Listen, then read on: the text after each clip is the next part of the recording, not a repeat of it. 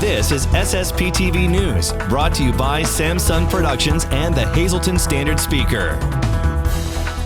State Representative Tara Toohill presents some concerns about possible tolls at two bridges in Luzerne County. Hello everyone, and thank you for watching. I'm Ken Carr with your local information. The Centers for Disease Control and Prevention released their first set of recommendations for people that are fully vaccinated against COVID-19.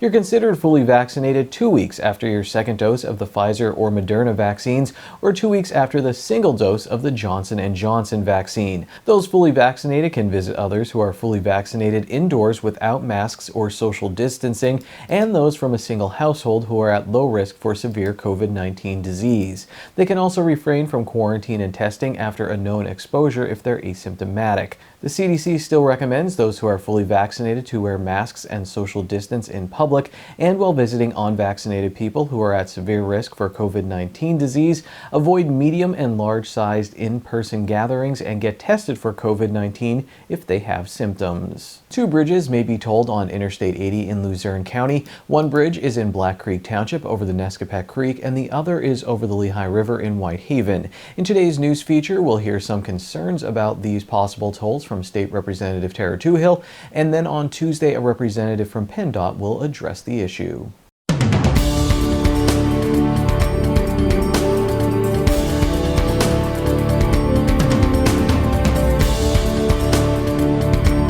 The biggest concern right off the bat is that Luzerne County is having more of an impact than all the other counties. So the impact on us, the bridges, although one of them is on the Carbon County line, it still is a Luzerne County bridge. So in order to travel on that 22-mile stretch, you can actually hit both of the bridges in 22 miles. And it's right there on Interstate 80. And we're concerned about the businesses. We've worked very hard to have a lot of economic development and bring big industries to our area. And we're also worried about families, regular families that have to travel on Interstate 80. It looks like they might have a cost just on a family member of $1,000 from the tolling. That's a lot of money. There's also issues where, and PennDOT knows this, we discussed this at length with PennDOT, that there will be a diversion. So in order to not have to pay a toll, people will be driving through bedroom communities that they don't usually drive through. So there's a lot of issues that tolling can create, and we don't want to have a negative impact on Luzerne. We've worked really hard to get businesses and get workers to good jobs and better paying jobs, and we don't want to have any chilling effect on that.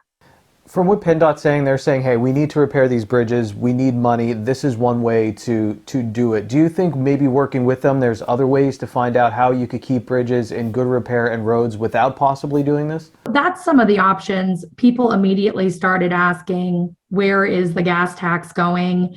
We do have one of the highest gas taxes out of the United States. And people want to know that the money that is coming from their taxes is going where it should go.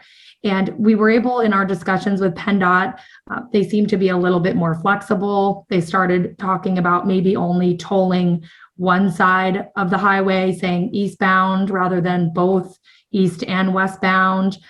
So we made it clear. We had a lot of stakeholders on the phone.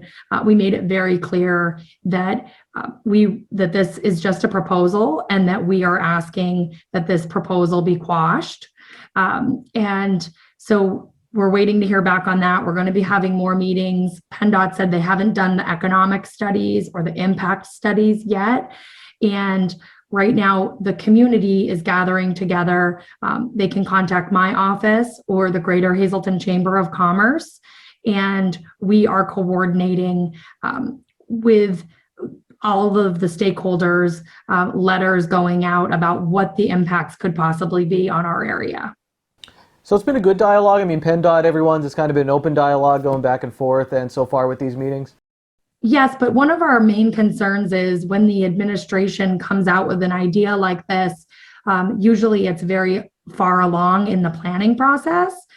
So we're really trying to get more information from PennDOT on exactly how far along they are in this planning process, because there's been other proposals like closure of Whitehaven Center and closure of the state prison. And those types of proposals are usually very far along, and there's not a lot of give and take in negotiating that not happening.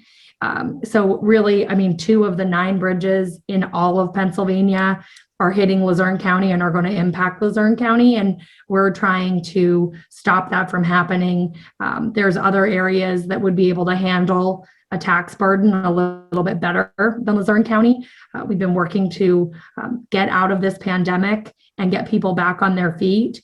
And we don't really want to have any adverse taxation right now that would hurt the people and the business community. Anything else on this topic you feel is important for your constituents to understand, or did we cover everything? No, just that we're open. We want to hear from the community, and we are looking to divert this plan at this point and make sure that we're not going to have an extra taxation when perhaps there's monies available where we can make a bridge repair without having to put more onus on the people. Today's news feature is brought to you by Frankie's Pizzeria and Restaurant. Come in and get your chili day fix. The restaurant is now open for socially distant dining, delivery, carry-out, and curbside service. Time now for weather on SSPTV News. Here's our forecast from the National Weather Service. On Tuesday, it's mostly sunny with a high near 50 degrees. Tuesday night, partly cloudy with a low around 30 degrees. Wednesday is mostly sunny with a high in the 50s. Wednesday night, mostly cloudy with a low around 40 degrees. Thursday is partly sunny with a high near 60. Thursday night, mostly cloudy with a low in the 40s. Friday, a chance of showers, mostly cloudy with a high in the 50s. And Friday night, mostly cloudy with a low in the 30s.